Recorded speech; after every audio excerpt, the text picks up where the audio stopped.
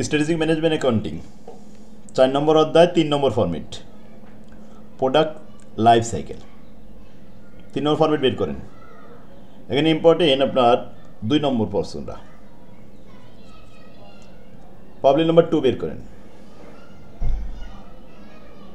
আলিফ incorporation এটা 10 মার্কের অঙ্ক আসছিল যে manufacturing toys Alif has decided to create and market a new system with wireless control and excellent video graphics নতুন সিস্টেমের খেলনা বের করবে wireless system video গ্রাফি excellent video থাকবে আলিফ manager are thinking of calling this system the ইও আলিফ company manager চিন্তা করছে এই সিস্টেমটার নাম রাখা হবে ইও based on past experience they expect তাদের বিগত অভিজ্ঞতার আলোকে তারা আশা করছে the total life cycle of the yo to be 4 years এই খেলনার আয়ুষ্কাল সর্বোচ্চ 4 বছর টিকবে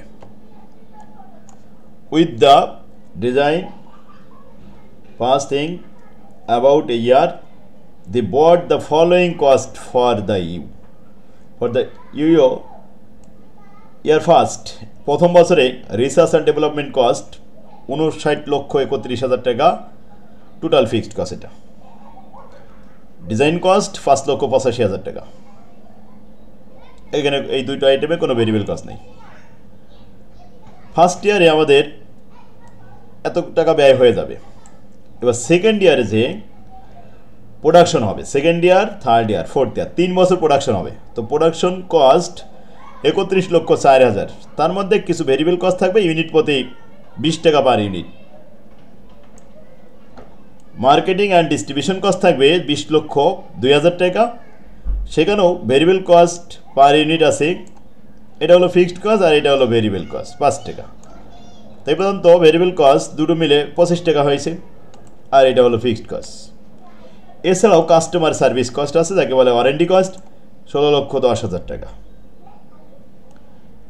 এই হলো আপনার ইনফরমেশন এখন requirement suppose the manager at Alif enterprise the ইও টয়েস অ্যাট 110 টাকা পার ইউনিট সাপোজ ধরে নেন যে আপনার ইওটা খেলনা বিক্রি হবে 110 টাকা করে পার ইউনিট তাহলে আমরা কি বের করব how many unit do they need to sell the break even তাহলে কত ইউনিট বিক্রি করতে হবে এই কোম্পানির ব্রেক ইভেন উঠাতে গেলে ব্রেক ইভেন কি আয় ব্যয় সমান হবে লাভ লস কিছুই হবে না এটা হবে ব্রেক ইভেন কত ইউনিট বিক্রি করলে আপনার ব্রেক ইভেন হবে এই ব্রেক ইভেনের ইউনিটের সংখ্যা একটা বের করতে হবে 1 নম্বর রিকোয়ারমেন্ট তাহলে 1 নম্বর রিকোয়ারমেন্টের অ্যান্সারটা শুরু করেন দেখেন calculation of BEP break even point we know that আমরা জানি ব্রেক ইভেন পয়েন্টের সূত্র হলো ফিক্সড কস্ট মানে total fixed cost divide by contribution per unit contribution per unit কীভাবে বের হয়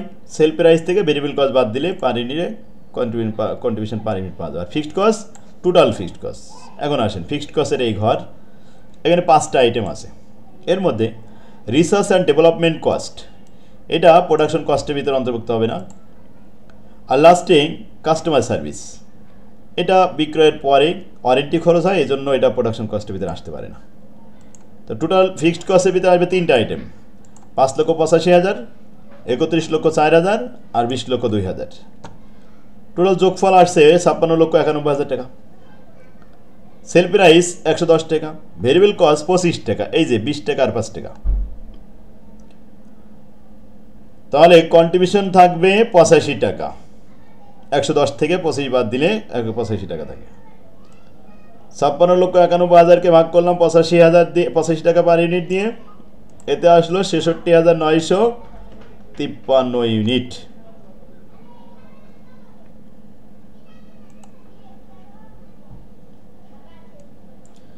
এরপর আসেন 2 নম্বর রিকোয়ারমেন্ট কি চাই the manager at Alif enterprise are thinking of 2 alternative price strategy দুইটা অল্টারনেটিভ প্রাইস কৌশল দেওয়া হলো দুইটা কৌশলের মধ্যে কোনটা ভালো আমাদের তুলনা করতে হবে যেমন 1 নাম্বার দেখেন সেল দ্য ইয়ার এট 50 টাকা ইজ ফ্রম দ্য আউটসেট। তাহলে ইউনিট প্রতি যদি 50 টাকা বিক্রি করা হয়, এট দিস প্রাইস, এই প্রাইসে এক্সপেক্টেড আশা করা যাচ্ছে to sell 4,50,000 unit over its life cycle.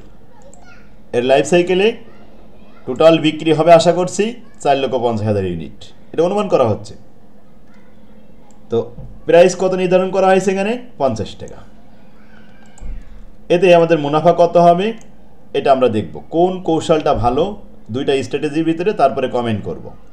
কৌশল নাম্বার 1, 50 টাকা পার ইউনিট, বিক্রি হবে 4,50,000 ইউনিট।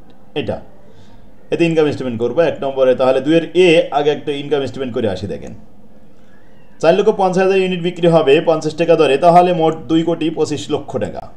ভেরিয়েবল কস্ট 4,50,000 ইউনিট 25 টাকা দরে, ভেরিয়েবল কস্ট 1,12,50,000 টাকা। এই দুটো বাদ দিলে, ভেরিয়েবল কস্ট বাদ দিলে কন্ট্রিবিউশন, সেখান থেকে ফিক্সড কস্ট যোগফল দেওয়াই আছে 56,91,000 টাকা। বাদ দিলে প্রফিট, নেট প্রফিট 55,59,000 টাকা। ক্লিয়ার? প্রথম কৌশলের ইনকাম স্টেটমেন্ট আমরা দেখালাম। দ্বিতীয় কৌশল কি?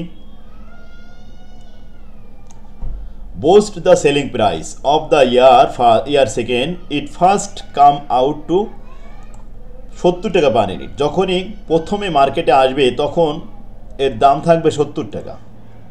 এই লেভেলে এই প্রাইসে বিক্রি হবে। At this price they expect to sell 90,000 unit first year second.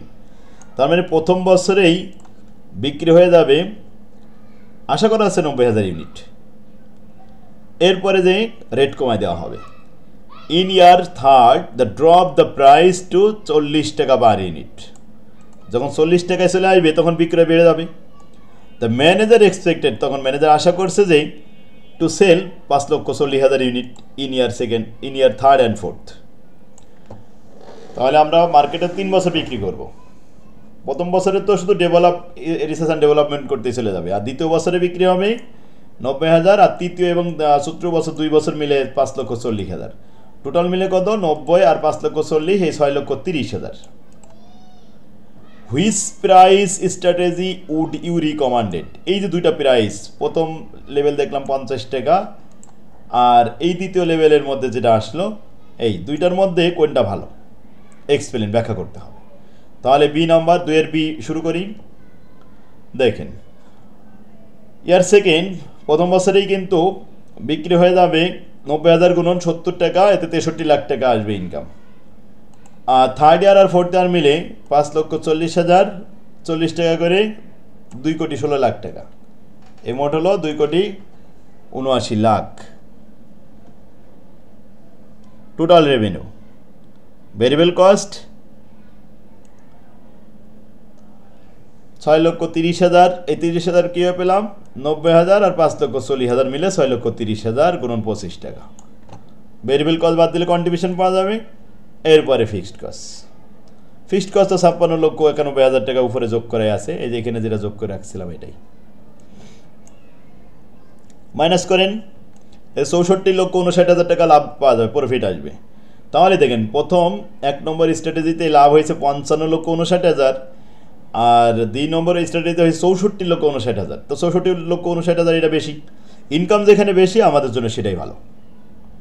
We should recommend the strategy option 2B, 2-এর বি, এইটাই আমরা অ্যাকসেপ্ট করি, এটা আমাদের জন্য best, because their operating income is higher than option 2-এর এ। ক্লিয়ার হয়েছে? এটা ইম্পর্টেন্ট অঙ্ক কিন্তু। হ্যাঁ, এটা কয়েকবার করবেন, আশা করি ইনশাল্লাহ এ ধরনের অঙ্ক আসলে পারবেন। আমার তৌফিকুল্লাহ বিল্লাহ।